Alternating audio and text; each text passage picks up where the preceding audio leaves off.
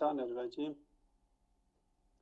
Bismillahirrahmanirrahim. Elhamdülillahi Rabbil alemin.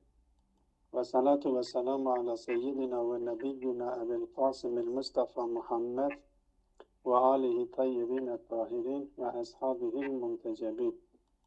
O taraftan sanki bir ses geliyor. Eğer arkadaşlar Ben mikrofonlarını kapatıyorum, arkadaşı da kapatsın. Seydan bana Cevat, senin mikrofonunda hep ses Tamam. geliyor. Ah kapatsın. Ah, ben de Seydan kapatıyorum. kapattım. Kusura bakmayın. Tamam. Tamam. Hop. El faslu sadisu fi tekabulit tadayufi. Biz 8. merhalenin 6. faslına geldik. 4. fasılda biz tekabülden bahsettik genel anlamda. Tekabülün 4 kısım olduğunu söylemiştik. Tekabül ya tezayüftür, ya tezattır, ya tenakuzdur, ya adem-i melekedir. 4 kısım, tekabülün 4 kısmının ve 4 kısmının olduğunu söylemiştik. Ve bu 4 kısmının ortak hükümlerinden bir tanesi dedik ki bu tekabül muhakkak ve muhakkak iki taraf arasında gerçekleşecektir. Tekabülün gerçekleşmesi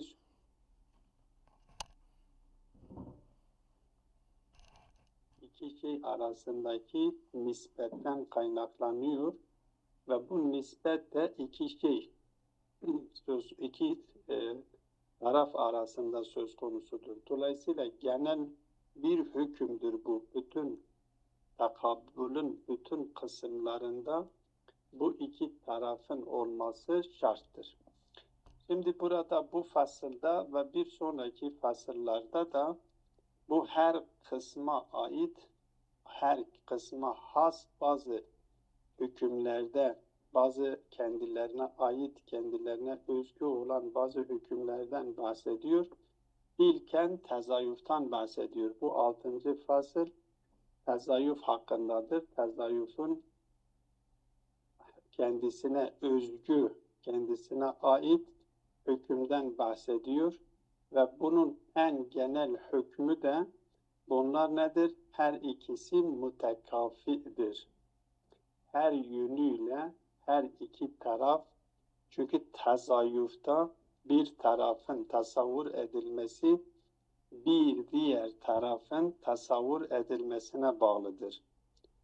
Nasıl ki bir tarafın tasavvur edilmesi bir diğer tarafın tasavvur edilmesine bağlıysa, öyleyse bir tarafta bulunanın durumu, hükmü ve keyfiyeti nasılsa bütün yönüyle her iki taraf arasında bir tekafu söz konusudur, mütesavidir. Hem vücut itibariyle bunlar mütesavidir, hem adem yönünden bunlar mütesavi olması gerekiyor.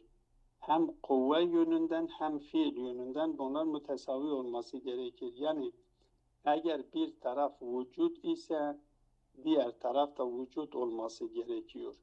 Bir taraf adem ise diğer taraf da adem olması gerekiyor. Bir taraf kuvve ise diğer taraf da kuvve olması gerekiyor. Tezayüfün en genel hükmü de budur. Zaten burada kendisi ibarede açıklıyor. Fazla uzatmayalım. Metin üzerinden bunu açıklayalım. Diyor ki el faslu sadisu fi tekabülit tadayüfi. Bu 6. fasıl, 8. merhalenin 6. faslı tezayüf niteliğindeki tekabül hakkındadır. Min ahkâmi tezayüfi ennel mutezayifeyni mütekafiani vücuden ve ademen ve kuvveten ve fiilen. O tezayüf ikisi her iki tarafın da birbirinin henkufu olması gerekiyor. Aynı seviyede olması gerekiyor. Hem vücut bakımından, hem adem bakımından, hem kuvve hem fiil bakımından. فَاِذَا كَانَ dolayısıyla فَاِذَا كَانَ أَحَدُهُمَا مَوْجُودًا كَانَ الْآخَرُ مَوْجُودًا بِالضَّرُورَةِ. O bir taraf varsa, vücut ise diğer tarafta zorunlu olarak mevcut olması gerekiyor.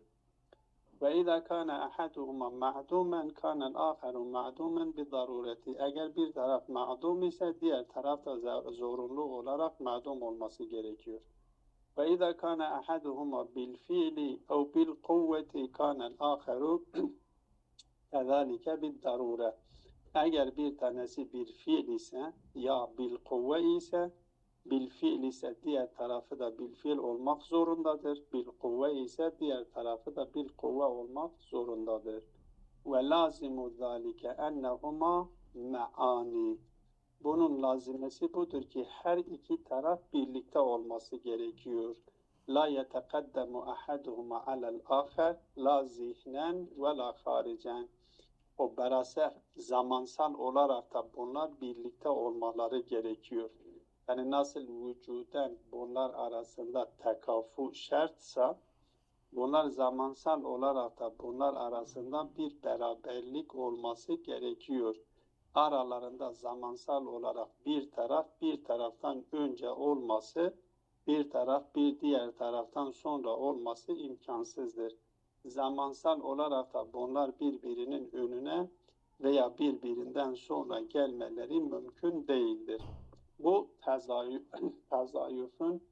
tezayüf niteliğindeki takabullerdeki en genel ve en özel hükümdür. Bunu geçiyoruz. El faslu sabi'u. 7. fasla geçiyoruz. 7. fasıl biraz geniştir. 7. fasılda tezat niteliğindeki olan takabul hakkındadır. El faslu sabi'u fi takabülü tezattı.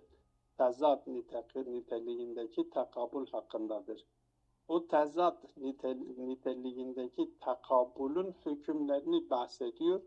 Bunları da okuyarak üzerinden vakit alınmasın diye.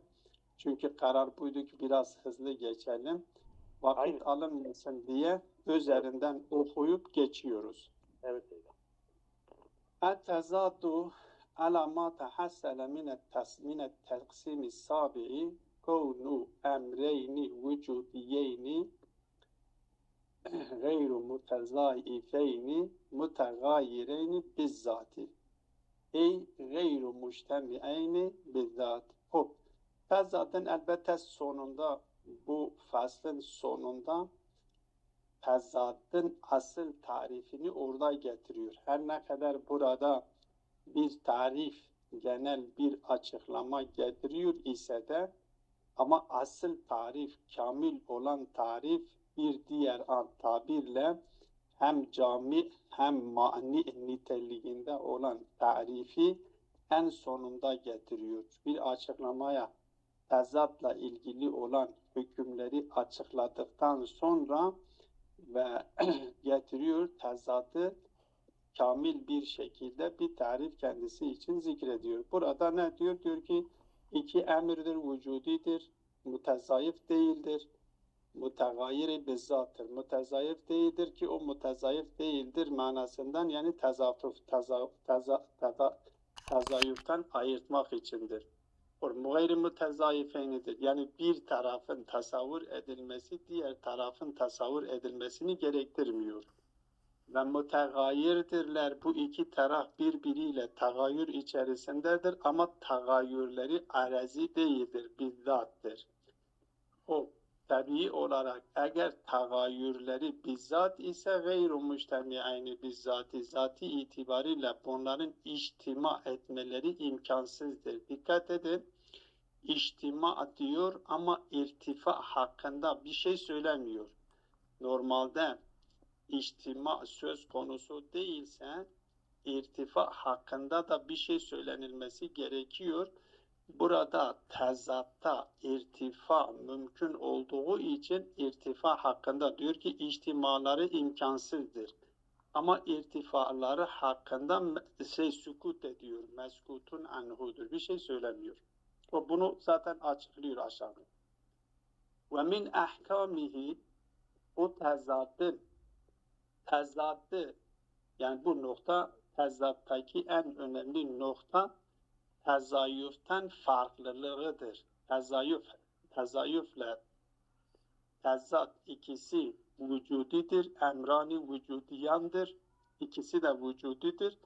Ama tezayüfte bir tarafın tasavvur edilmesi diğer tarafın tasavvur edilmesine bağlıdır. Ama tezatta ise böyle bir şey söz konusu değildir.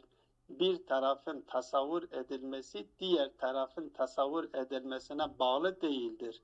Bir taraf tek başına kendi başına tasavvur edilebiliyor. ومن أحكامه ألا تزاد بين الأجناس الآلية من المقولات العشر. Biz daha önceki konularda zaten mekulat-ı aşirden bahsetmiştik. Mekulat-ı aşir en genel kavramlardır.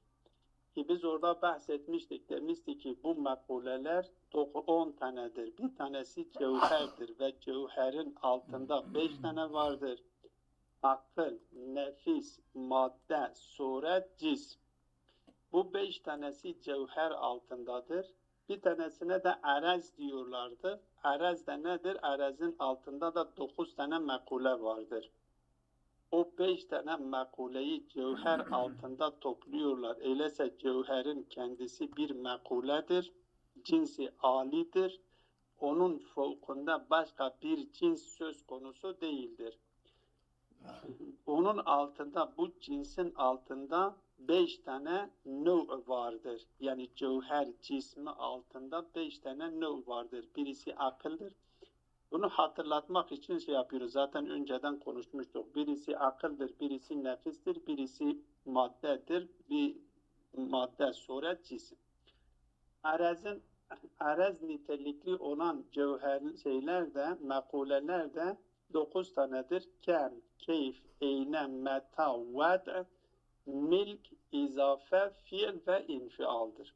Bu diyor ki bu yani biz sözcükler olarak, kavramlar olarak kavramları tahlil ettiğimiz zaman ya bir diğer ibareyle, diğer ifadeyle biz mahiyetleri tahlil ettiğimizde mahiyetler için kullanılan sözcüklerin tamamı içerisinde en geneli bu 10 tanedir. Bu 10 taneden daha genel bir kavram söz konusu değildir. Bir mahiyet söz konusu değildir. Zaten Zat-ı Bari Teala hakkında da biz mahiyeti yoktur. Mahiyetuhu, inniyetuhu demiştir ki onun mahiyeti vücudunun aynısıdır. O bu mekulelerin altına girmiyor. Yani mekulelerden hiçbirisi Zat-ı Bari Teala'yı kendi kapsamına almıyor. Dolayısıyla nasıl ki biz alem dediğimiz zaman alem Zat-ı Bari Teala'yı kendi içine alamadığı gibi, çünkü alem dediği zaman alemdir. Kendisinin ötesine işaret edendir. Kendisinin ötesine işaret eden sınırlıdır. Zat-ı Bari Teala alem içine girmiyor. Alem değildir. Kendisi alemin ötesindedir. Yani alemin işaret ettiği varlıktır. Bir diğer tabirle alemin varlığına kaynaklık yapmış olan varlıktır. Onun ötesi bir varlık söz konusu olmadığı için kendisine alem denilmiyor. Burada da bu mefhumlarda da aynı şekilde bu mekulat-ı aşir diyoruz. Mekulat-ı aşir Zat-ı Bari Teala'yı kapsamıyor. Çünkü Zat-ı Bari Teala bu mekulat-ı aşir mahiyet bağlamında değerlendiriliyor. Vücut bağlamında değerlendirilmiyor. Mahiyet bağlamında değerlendirildiği için bu mahiyetlerden hiçbir mahiyet Zat-ı Bari Teala'yı kapsamıyor. Çünkü Zat-ı Bari Teala'nın mahiyeti yoktur. Elbette esaletül vücut önceki derslerde bahsettiğimiz şekliyle. Diyor ki ve min ahkamihi en la tezadde beynel ecnasil aliyeti minel mekulatil aşr. Bu mekulat-ı aşr arasında tezat yoktur. Yani bunlar bir mevzuda, mesela kemle keyf, bir cisimde hem keyf olabilir hem kem olabilir. Kemin kısımlarından bir kısımlarından 2 tanesi olabilir. Dolayısıyla tezat bu ecnas-ı aliye arasında değildir. Neden? فَاِنَّ الْاَكْتَرَ مِنْ وَاحِدٍ مِنْهَا تَجْتَمِعُ فِي مَحَلٍ وَاحِدٍ. Çünkü bu ecnas-ı aliyeyi biz tahlil ettiğimiz zaman ki işaret ettim cevherdir. Mesela cisim cevherdir. Mesela nefis cevherdir. Biz bu cevheri şey yaptığımız zaman, bunları tahlil ettiğimiz zaman bir cevherde hem kem olabilir hem keyf olabilir. Ki kem bir mekuledir, keyf bir mekuledir. Yani aralarında tehalluf vardır ama tezat söz konusu değildir. Tehalluf vardır, tezat söz konusu değildir. O zaman buradaki temel soru budur. Bu tezat, ecnas cins dediğimiz cinslerin hangi merhalesinde gerçekleşiyor? Bu onu açıklamaya çalışıyor. Diyor ki öyleyse ecnas-ı aliye arasında böyle bir tezat söz konusu değildir. Çünkü onlar arasındaki farklılık tehalluftur. فَاِنَّ الْاَكْتَرَ مِنْ وَاحِدٍ مِنْهَا تَجْتَمِعُ فِي مَحَلٍ وَاحِدٍ. Bir yerde dikkat edin mahalle vahid deniliyor. Mahalle vahid mesela maddede hem suret vardır, hem ne vardır? Hem madde vardır, hem suret vardır. Cisim maddeyle suretin beraberdir. Bak ikisi bir yerdedir. Mahal olarak burada mahal kelimesinin kullanması da önemlidir. Mevzu mevzuun yerine mahal demesi de bu anlamlıdır. Mahal diyor. Kel kemmi vel keyfi ve gayrihima fil esami. Mesela kem, keyf ve bunun dışındakiler cisimde bunlar toplanabiliyor. Ve keza enva'u kulli minha ma enva'i gayrihi. Bu her birisinin türleri vardır. Şimdi kemin altında nö'ler vardır. Keyfin altında nö'ler vardır. Cevherin altında işaret ettiğim gibi nö'ler vardır. Bu zikrettiğimiz mekulat-ı eşrin her birisinin altında nö'ler vardır. Diyor ki bu nö'ler arasında da tezat söz konusu değildir. وَكَذَا بَعْدُ الْاَجْنَاسِ الْمُنْتَرِجَةِ تَحْتَ الْوَاحِدِ مِنْهَا مَعَ بَعْدٍ آخَرٍ. Yani bazıları birbiriyle cem olunabiliyor. Mesela kellun, hatta bir cinsin altında olan mesela kem. Nasıl ki farklı, dikkat edin farklı, bu makulelerin farklı, kemle keyf birbirinden farklıdır. Bu ikisi bir yerde olabilir. Ki işaret ettik yukarıda diyor ki kemle keyf cisimde toplanabiliyor. Aynı şekilde bir mekulenin altındaki nö'ler de birbiriyle ne yapabilirler? Cem olabilirler. وَكَذَا بَعْدُ الْاَجْنَاسِ الْمُنْدَرِجَةِ تَحْتَ الْوَاحِدِ مِنْهَا مَعَ بَعْدٍ آخَرٍ. Bir cinsin altında toplanmış olanlar diğer cinsin altında toplanmış olanlarla birlikte olabilir. Mesela kelloni ma'at ta'm. Mesela lawn renktir, keyiftir. Ta'm de keyiftir. Bir ta'm mesela tadımsal niteliktir. Lawn de renktir. Bu ikisi de keyiftir. Her ikisi de niteliktir. Ama bu ikisi de bir yerde olabilir. Bir mesela diyelim ki bir madde şeyi vardır. Tamı mesela tadıyla bir tatla renk beraber olabilir. Her ikisi de keyiftir. Bir cinsin türleridir. Bu iki cinsin bir makulenin altında olan iki növ bir yerde toplanabiliyor, ihtima edebiliyor. O zaman tezat nerede olabiliyor? Eğer bunların arasında tezat söz konusu değilse, mesela ecnas-ı aliye bütün mahiyetleri kapsıyor. Bütün mahiyetleri kapsayan bu mekulat-ı eşrin kendilerindeki bunlar ecnas-ı aliyedir. Ve onların altında da nö'ler ve cinsler vardır. Ecnas-ı aliye, ecnas-ı vasatiye ve ecnas-ı sufliye. Bu şekilde yapabiliriz. Cins-i ali, cinsi mutevassit ve cinsi safil diyebiliriz. Aynı şekilde nev için nev-i safil, nev-i mutevassit, nev-i âli diyebiliriz burada. Yani bunu sıraladığımız zaman, derecelendirdiğimiz zaman böyle bir durum söz konusudur. O zaman bu tezat, bu ecnas-ı âliyenin neresinde gerçekleşiyor? Ona işaret ediyor. Diyor ki fet tezadu bil istikrai, yani yapılan yapılan araştırmaya göre istikradır burada. Bakın dikkat, burada akli olarak demiyor. Demiyor ki akli olarak tezat şuralarda gerçekleşiyor. Yok. Diyor ki tezat bil istikra, yani yapılan araştırmaya göre İnnemâ yetehakkaku beynen nev'eyni ahireyni mundericeyni tehte cinsin karibin. Nasıl ki biraz önce işaret ettim, dedim ki biz bunları yaptığımız zaman cinsi safil, cinsi mutevassit, cinsi âli, bunları derecelendirdiğimiz zaman diyor ki tezat, yapılan araştırmaya göre tezat sadece ve sadece cinsi karibin altında munderic olmuş olan iki nev arasındadır. Mesela farz edelim, insanı dikkate alalım. İnsan nevdir. Biz insanın cinsi nedir? İnsanın cinsi, insan cevherdir aynı zamanda.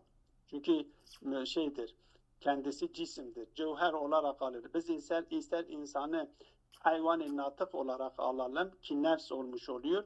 İnsanı cisim olarak alalım. Her ikisini de alsak insan cevherdir. Bu insanı biz yaptığımız zaman, dikkate aldığımız zaman insanın cinsi nedir? İnsanın cinsi hayvandır. Öyleyse insan nev'dir. İnsan için en yakın cinsi karib nedir? Hayvandır. Öyleyse hayvan cinsi karib ise cinsi ba'id nedir? Ya cinsi mutevassit nedir? Cinsi ba'id nedir? Cinsi âli nedir? Diyoruz insanın üzerinde insandan daha geniş kavram, mahiyet nedir? Hayvandır. Hayvandan daha geniş mahiyet nedir? Cismi namidir.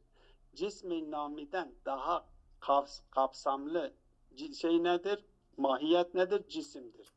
Cisimden daha kapsamlı mahiyet nedir? Cevherdir. Öyleyse cevher cinsi âli olmuş oldu. Cismi nami de olmuş oldu. Cinsi mutevassit olmuş oldu. Hayvan da cinsi karib olmuş oldu insana oranla. Öyleyse insanın en yakın cinsi nedir? Hayvandır. Hayvanın altındaki nev'ler arasında tezat söz konusudur. Bunu bütün mekulatlarda cari edebiliriz. Ben sadece burada insan üzerinden gittim. İnsan üzerinden bir örnek verdim. Bu insan üzerinden biz gittiğimiz zaman diyoruz ki insan için en karib olan şey nedir? Cins nedir? Hayvandır. Hayvanın altındaki türler arasında tezat vardır. Eğer birisi insan ise hayvan değildir. Hayvan yani ferest öyle diyelim. Nö'ler diyelim. Çünkü hayvan hepsinden müşterektir. Bu fasılları ifade eden insanın faslı nedir? Natıkiyettir. Natıkiyetle feresiyet birbiri arasında tezattır. Bu ikisinin bir yerde toplanması imkansızdır. Dolayısıyla kendisi yapmış olduğu açıklamadan almış olduğu tezadın birinci hükmü nedir? Budur ki kendisi cinsi karib altında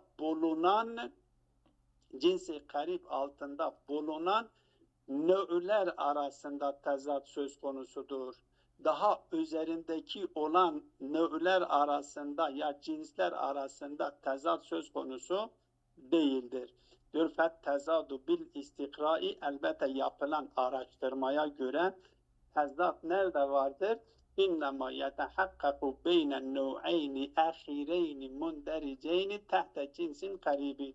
o nö'ler arasında tezat vardır ki bu nö'ler cinsi karib altında mundericdirler. Burada kendisi misal getiriyor. Kessevadi vel beyadi el mundericeyni tehtel levn. Levn keyfin en alt merhalesinde olan, yani renkleri biz dikkate aldığımız zaman sevadın cinsi nedir? Cinsi karibi nedir? Levn'dür. Öyleyse levn'ün altında bulunan şeyler, levn'ün altındaki cinsi kariptir. Levn'ün altında bulunan türler arasında tezat söz konusudur. Sevatla beyaz, sevatla kırmızılık arasında tezat söz konusudur. Öyleyse buraya kadar şunu tespit etmiş olduk ki tezatın hükümlerinden bir tanesi bu tezatın nerede gerçekleşeceğini belirtiyor ki cinsi karibin altında bulunan türler arasındadır, nö'ler arasındadır. Elbette bu yapılmış olan istikraya göre, yani araştırmaya göre böyledir. Bu delil akli bir delile de dayandırılmıyor. Onun için sonuç olarak diyor keda karreru. Bu şekilde bunlar ne yapmışlar? Kararlaştırmışlardır. Bu tezatın birinci hükmü. Ve min ahkamihi ennehu yecibu en yekune hunaka mevdu'un yetevaredani aleyhi. Burada dikkat edin, mevzu kullanılmış. Elbette mevzu kullanılmasına işgal yapılıyor. Yani burada mahmehel demesi daha doğruydu ki kendisi daha sonra zaten buna işaret ediyor. Öyleyse bu tezatın gerçekleşebilmesi için, çünkü tezatta iki taraf vücudidir. İki tarafın vücut olması, tezat gerçekleşebilmesi için mevzuları da bir olması gerekir. Her bir tezatın her bir tarafı ayrı bir mevzuda gerçekleşebilir. Eğer bu mevzuları bir olmadığı zaman farklı, mesela farz edelim bir cisim, dikkate alıyoruz, bir cisim siyahtır, bir cisimde beyazdır. Hem beyazlık dışarıda vardır, hem siyahlık dışarıda vardır. Beyazlıkla siyahlık arasında tezat olduğu halde ikisi dışarıda vardır ama aynı mevzuda değildir diyor. Dolayısıyla diyor ve min ahkamihi ennehu yecibu en yekune hunaka mevdu'un yetevaredani aleyhi, bir mevzu olacak ve her ikisi de o mevzuğa varit olması gerekiyor. O mevzuğa arız olması gerekiyor. O mevzuğa arız olursa aralarında tezattır ve birbirini terd ediyor. Birbirini terd ettiklerinden dolayı la yeştemiyani. İzlevla mevzuun şahsiyun müşterekun lem yemteni tehakkukuhuma fil vücudi. Eğer iki taraf arasında müşterek, şahsi olan, yani belirgin, tek bir mevzu olmamış olsa her ikisi dışarıda mevcut olabilir. Her birisine ait kendisinin mevzuu vardır. Kendi mevzunda söz konusu bir şey vücut bulabilir. Ke vücudu sevadi fi cismin vel beyadi fi ahar. Cismin bir şeyde, sevadın, siyahlığın bir cisimde, beyazlığın da bir cisimde olması gibi. Öyleyse onun hükümlerinden bir tanesi ikisinin tek bir mevzu üzerinde varit ya arız olması gerekiyor. Ve lazimu zalike ella tezade beynel cevahiri. Öyleyse cevherler arasında, dolayısıyla cevherler arasında tezat yoktur. İz la mevdu'a laha tucedu fihi. Biz daha önceki konularda bahsetmiştik. Bu mekuleleri bahsederken, mekulatlardan bahsederken biz dedik cevher ne tarif ederken iza vucide la fi mevzu'in. Ama arazi tarif ederken iza vucide fi mevzu'in. Eğer cevher olanlarda şey söz konusu değilse, mevzu söz konusu değilse, o zaman bunlarda tezat da söz konusu değildir. Çünkü tezatın gerçekleşebilmesi için mevzu olması gerekiyor. Cevherin gerçekleşmesinde cevherler için mevzu söz konusu olmadığından dolayı cevherlerde öylece tezat söz konusu değildir. Fettezadu, öyleyse tezat ikinci hüküm bu olmuş oluyor. Fettezadu innema yetehakkaku fil a'razi. Arazilerde gerçekleşiyor. Niye? Çünkü arazin özelliği iza vucide fil harici vucide fi mevzu'i. Mevzu olmaksızın arazlerin dışarıda vücut bulması. Bakın dikkat edin. Ben dışarıda diyorum. Bizim zihnimizde zaten zihinde tezat söz konusu değildir. Biz zihnimizde su ile ateşi birlikte tasavvur edebiliyoruz. Aralarında hiçbir tezat söz konusu değildir. Yani zihin meselesi değildir. Biz zihnimizde içtimai nakizen, o nakizenin iki tarafını vücut vererek hem vücudu hem ademe de vücut vererek için zihnimizde tasavvur edebiliyoruz. İza vucide fil haric vucide la fi mevzuin. Ey arazlerin özelliği budur.